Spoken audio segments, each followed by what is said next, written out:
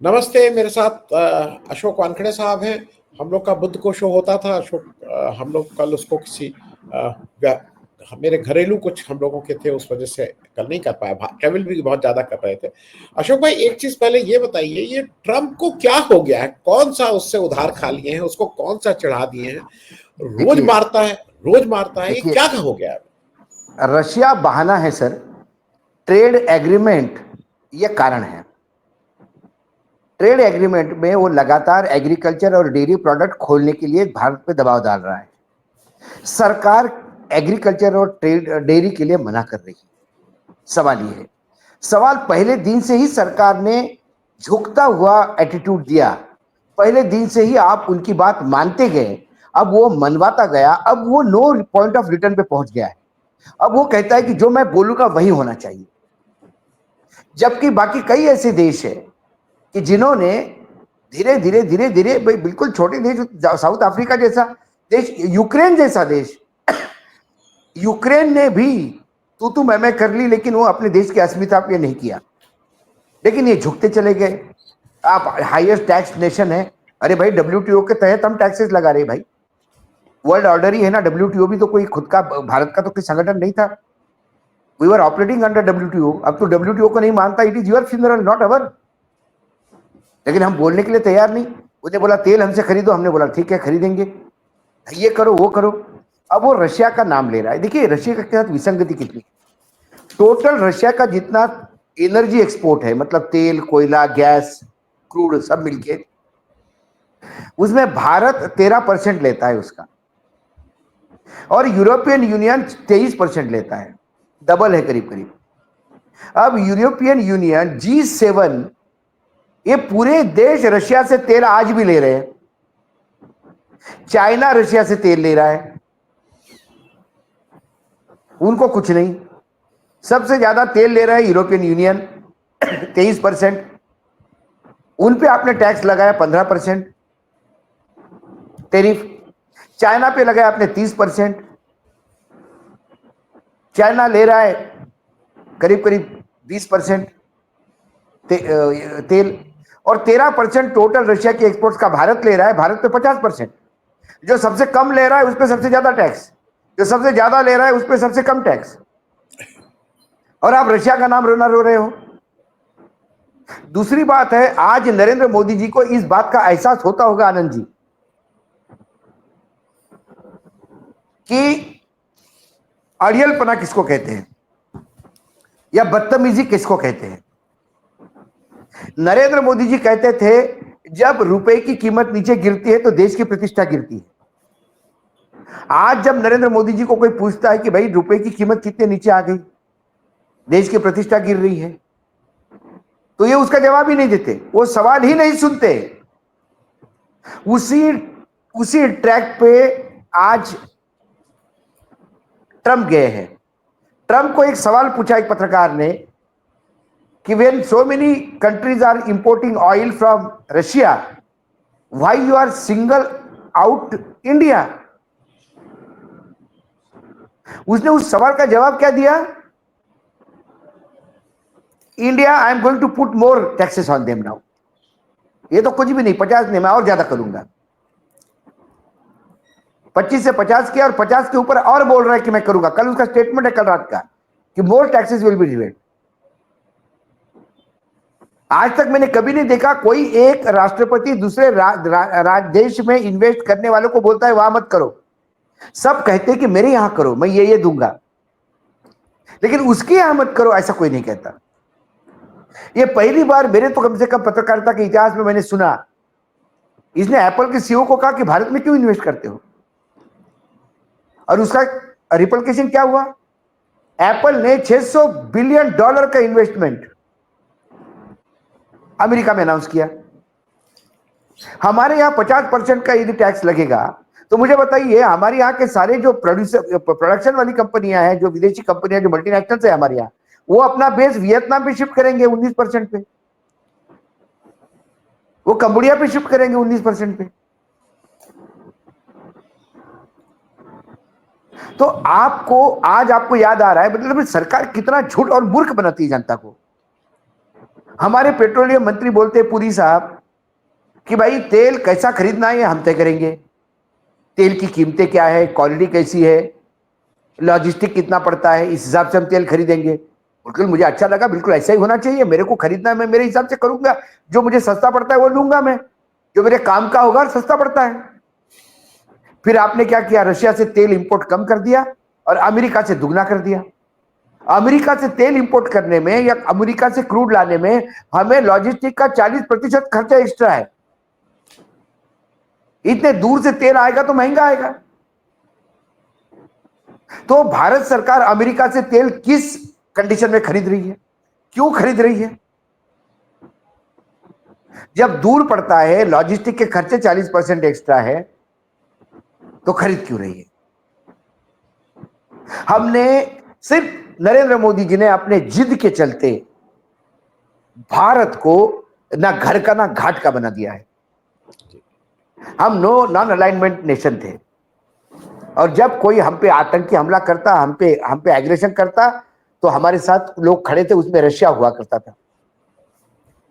71 के वार में बाकायदा इंदिरा गांधी को धमकियां मिली, भारत को धमकियां मिली, अमेरिका से धमकी ही नहीं मिली। उनका 7वां बेड़ा, 7th फ्लीट, जो अमेरिका का सबसे खतरनाक, वो भारतीय समुद्री सीमा के आगे खड़ा हो गया।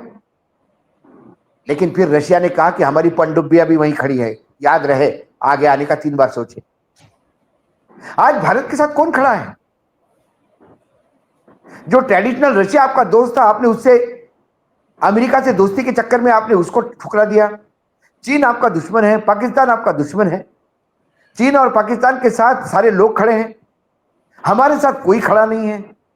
जिसके जीत के लिए यहां पे ये अंधभक्त हवन कर रहे थे, आज हवन में हाथ जलवा लिए उन्होंने अपने ही, मुंह जल गया हवन में। वो आदमी रोड ठोक रहा है। वो तब तक आपको परेशान करेगा जब तक हम अपना सेक्टर नहीं खोलेंगे। एग्रीकल्चर और डेयरी प्रोडक्ट खोलना मतलब अपने यहां किसानों के लिए आत्महत्या के लिए प्रवृत्त करना। दूसरी सबसे बड़ी बात, जो अहम बात है, वो पूरे, देखिए 25% उसने बढ़ाया, ट्रेड डील की बात नहीं की।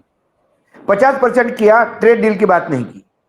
50% पे एक्स्ट्रा सेस लगाने की बात किया, ट्रेड डील की बात नहीं कर रहा है। वो ट्रेड डील का जिक्र ही नहीं कर रहा है, बार बार रशिया का, यूक्रेन का जिक्र कर रहा है। वो हमको विलन बना रहा है, और हमको विलन बनाने से वो यूरोपियन यूनियन के, हम क्या करेंगे कल? अमेरिका माल नहीं लेता है भाई, 50% लगाए, तू 100% लगा, हमको कोई फर्क नहीं पड़ता, हम ये माल कहीं और बेचेंगे।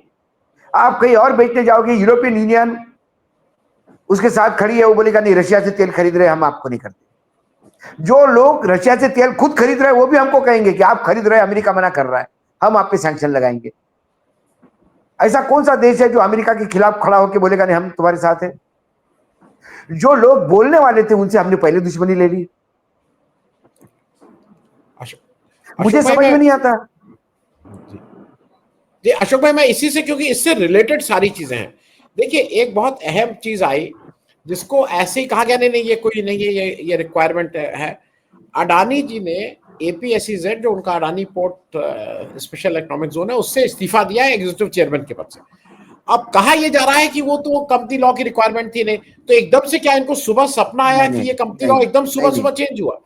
आनंद जी, मेरे पास जो इंफॉर्मेशन है अडानी ग्रुप से, गौतम अडानी, अडानी एंटरप्राइजेस छोड़ के बाकी सभी कंपनियों से विड्रॉ हो रहे हैं,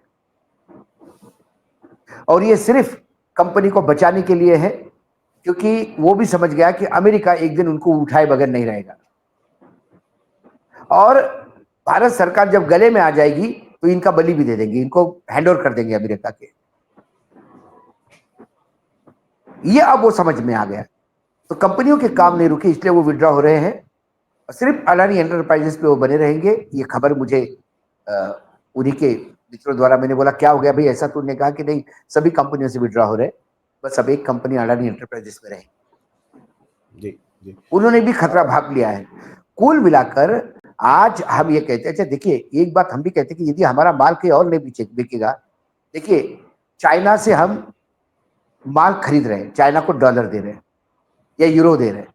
रशिया से माल खरीद रहे हैं तो यूरो दे रहे हैं या डॉलर दे रहे हैं। हमारे देश में डॉलर आ कहां से रहा है?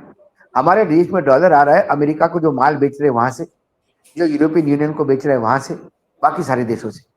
जब अमेरिका से ही डॉलर आना बंद हो जाएगा तो हमारे यहाँ कितना सेक्टर डाउन हो जाएगा।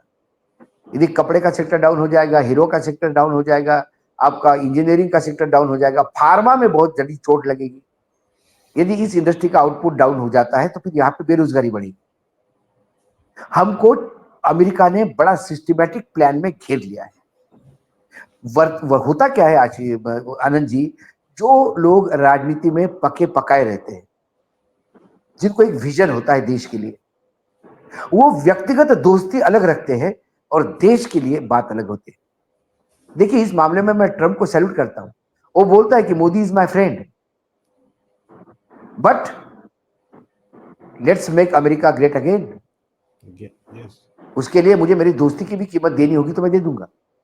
अशोक जी नहीं, पुतिन से बात करने जा रहा है, पुतिन से बात करने जा रहा है। वो समय आने पे पुतिन से बात करेगा, चीन से बात करेगा, सबसे बात करेगा, लेकिन उसके चक्कर में हमने 10 लोगों से दुश्मनी पाल के रखी है। ऑपरेशन सिंदूर में तो ये बड़ा क्लियर हो गया है कि पूरा विश्व कहां है। पाकिस्तान की कोई बुराई नहीं कर रहा है, आतंक की सब बुराई कर रहा है, वो तो सभी करते, पाकिस्तान भी करता है। भारत में आतंकी हमला हो गया, इसका पाकिस्तान भी आंसू बहाता है, अफगानिस्तान भी करता है, अफगानिस्तान भी करता है। लेकिन कौन पाकिस्तान को इंगित करता है? किसी ने नहीं। ये हमारे यहां से 51 लोग चले गए थे, ये मेंबर ऑफ पार्लियामेंट, इनके पैसे काटने चाहिए, इनके पैसे वसूलने चाहिए। ये विदेश घूम के विदेश यात्रा पे चले गए थे, एक देश से एंडोर्समेंट नहीं करवा पाए कि पाकिस्तान आतंकी देश है। गाने गाए, शॉपिंग की और वापस आ गए। पैसा हम लोगों का, टैक्स पेयर्स का। जी। सवाल यह है कि आज अमेरिका ने हमको नो पॉइंट ऑफ रिटर्न पे छोड़ दिया है। आने वाला समय, ये दिवाली क्या हमारी काली होगी? सवाल यह है। इकोनॉमिकली हम कहां साउंड है?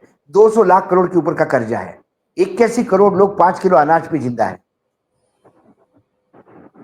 और हमारे यहां इतना, मतलब ये जो लोग है, ये जो पामेरियन मीडिया है, ये जो भौ भौ करते रहता है सुबह से शाम तक टेलीविजन पे, वो क्या फोटोग्राफ देखिए, बोले चीन के राष्ट्रपति की आंखों में आंखें डाल के जयशंकर बात कर रहे हैं, अब उनके पैरों की जमीन खिसक गई। अरे ये जयशंकर बात करके आता है, उसने फर्टिलाइजर का इंपोर्ट एक्सपोर्ट बंद कर दिया भारत को, किसान परेशान। ये डोवाल जाके वहां जाके सोफा सेट पे ऐसा हाथ करके बैठता है, बात करके आता है, उसके बाद उसने जो हमारा ऑटोमोबाइल इंडस्ट्री ठप हो रही है। अब प्रधानमंत्री मिलने जा रहे हैं, आप एक तरफ उनको मिलने जा रहे हैं, दूसरी तरफ फिलीपींस के साथ आप नेवल में एक्सरसाइज कर रहे हैं। फिलीपींस उसका दुश्मन है, चाइना आंखें दिखा रहा है अपने को। आपको थोड़ा सा इंतजार करना था, आपको चीन जाना था, उसके बाद फिलीपींस के साथ करते। कुपड़ आदमी यदि रखोगे आप, आत्ममुग्ध आदमी रखोगे कि उसको लगता है कि सारी दुनिया का नॉलेज उसके पास है, जो अपने आप को भगवान समझने लगे, अजन्मा समझने लगे, उस आदमी से बिल्कुल दूर रखना चाहिए। इनको इलाज की जरूरत है मानसिक रूप से। ऐसे लोगों के हाथ में यदि देश सौंप दोगे तो डिरेल हो जाएगी। ये देश किसी के एक के बाप का नहीं, वो देश के प्रति आप और मैं भी उतने ही चिंतित है, इसलिए पीड़ा होती है। मेरे बच्चों का भविष्य इस देश के साथ जुड़ा हुआ है। हमने तो हमारी जिंदगी जी ली, वो क्या करेंगे सामने? अशोक भाई, एक पॉलिटिकल इसलिए है क्योंकि वो है तो बहुत ही दुख वाली बात। सतपाल मलिक साहब का एक लंबी बीमारी के बाद देहांत हुआ।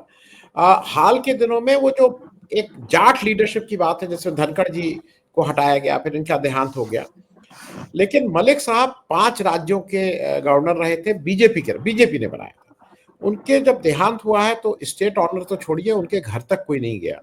और उनको एक जो सामान्य शिष्टाचार का होता है वो भी किसी ने बीजेपी में ना दिखाया, ना दिखाने की हिम्मत किसी की हुई। मेरी कुछ लोगों से बात हुई है, वो इस समय पश्चिमी उत्तर प्रदेश का, मैं उत्तर प्रदेश को जानता हूँ, जाट बहुत गुस्से में है। उसको लग रहा है कि जैसे उसको कहीं उसके स्वाभिमान के साथ ही काम किया गया है। मैं इसलिए बोल रहा हूं कि इन लोगों के पास ये सामान्य शिष्टाचार भी नहीं। अरे एक बड़ा लीडर था, तुम्हारे 5 राज्यों में तुमने गवर्नर बनाया था। मैं तो आनंद जी, मैं तो और आगे जाके बात करता हूँ। ये अपने आप को सनातनी हिंदू कहते हैं ना, ये सनातनी हिंदू हो ही नहीं सकते। मैं भी हिंदू हूं, सनातन धर्म में विश्वास रखता हूं, और मेरा धर्म मुझे सिखाता है कि आपकी किसी के साथ कितनी भी दुश्मनी हो, मृत्यु के बाद दुश्मनी समाप्त हो जाती।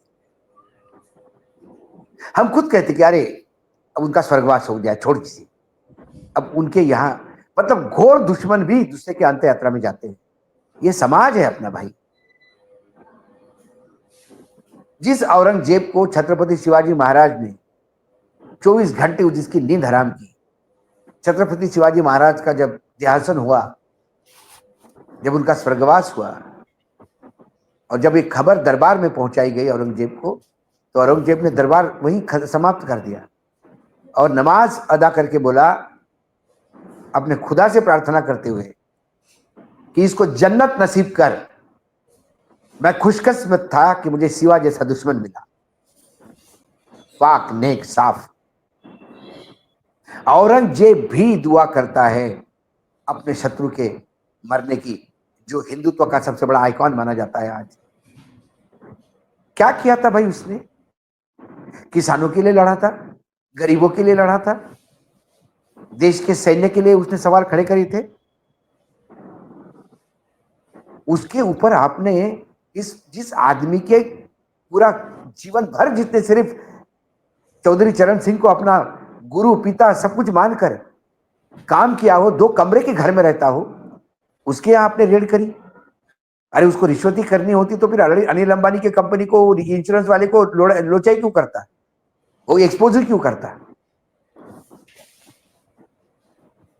वो आपके साथ यदि उसको सत्ता का ही लोभ होता तो आपकी जी हुजूरी में लगता तो राष्ट्रपति भी बन जाता। लेकिन 700 किसान मरने के बाद आप ये कहे कि मेरे लिए मरे क्या? ये कोई भी किसान का बेटा ये सुनने के बाद शांत नहीं बैठ सकता। वो एक लड़ाकू थे, और ऐसे लोगों को, मतलब मंत्री रह चुका है, सांसद रह चुका है, दोनों सदनों का मेंबर रह चुका है, 4 राज्यों का, 6 राज्यों का गवर्नर रह चुका है। एक स्टेट फ्यूनरल तो बनता था सरकार की सम्मान के साथ, लेकिन नहीं। लेकिन 2 बातें होती है सर, वो जनमानस के दिलों पे राज करता था, सही मायने में वो दिलों पे राज करता था, इसलिए उनके अंतिम संस्कार में पैर रखने को जगह नहीं थी। ये मशीनों द्वारा लोगों के दिलों में राज करने की बात करते हैं। चुनाव आयोग को यदि चुनाव में से हटा दिया जाए तो इनकी सीटें नहीं आएगी 100 क्रॉस करेगी नहीं। मैं अशोक भाई, और जाटों का ये द्वेष, ये दोनों गुजराती जाटों का द्वेष पहले से करते आ रहे हैं। आप हरियाणा के पॉलिटिक्स में देखिए, इन्होंने हमेशा नॉन जाट प्रमोट किए, सारे लोगों को जाटों के खिलाफ इकट्ठा किया। एक चौधरी चरण सिंह को आप भारत रत्न दे दीजिए, लॉलीपॉप थमा दीजिए, और बाकी पूरी जाट बिरादरी का अपमान कर दीजिए। एक आदिवासी को आप राष्ट्रपति बना दीजिए, और उसके बाद सारे आदिवासियों का दमन कर दीजिए। ये तो किसी एक को सम्मानित करके बाकियों को अपमानित करने का लाइसेंस हासिल कर लेते हैं।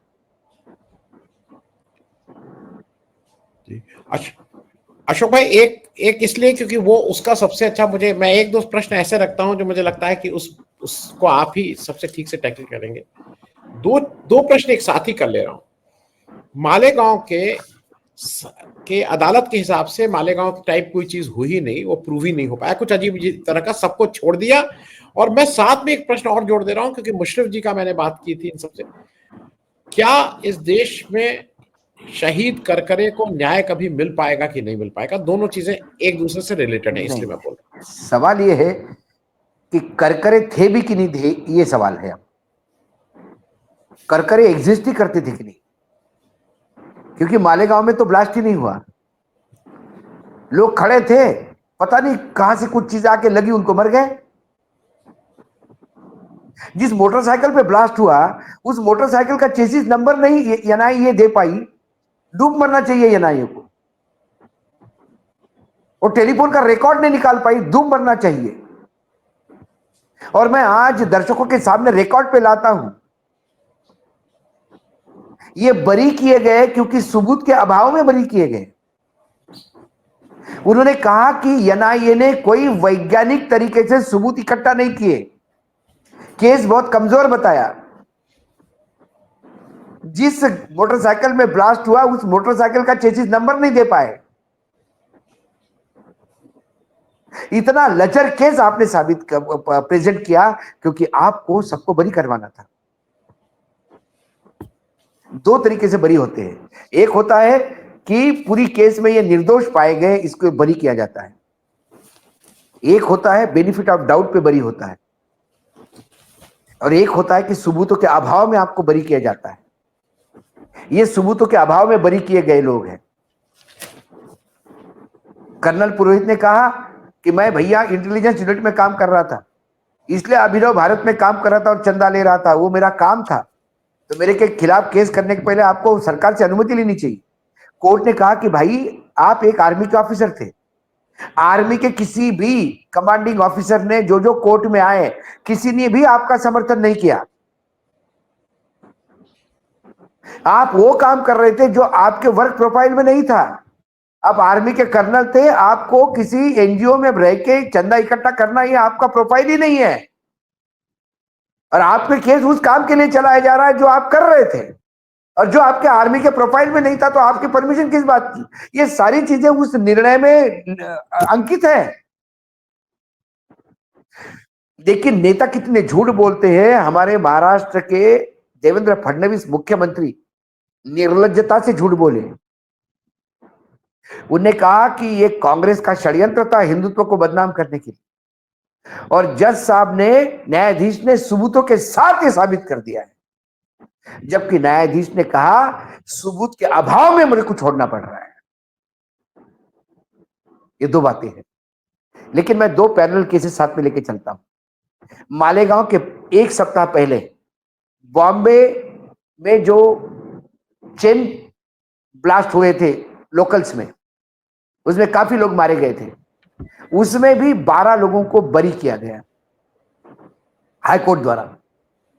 जैसा ही बरी किया, दूसरे दिन स्टेट गवर्नमेंट सुप्रीम कोर्ट पहुंच गई, ये बोलते हुए कि ये कैसा गलत हुआ क्योंकि बरी किए गए मुसलमान थे।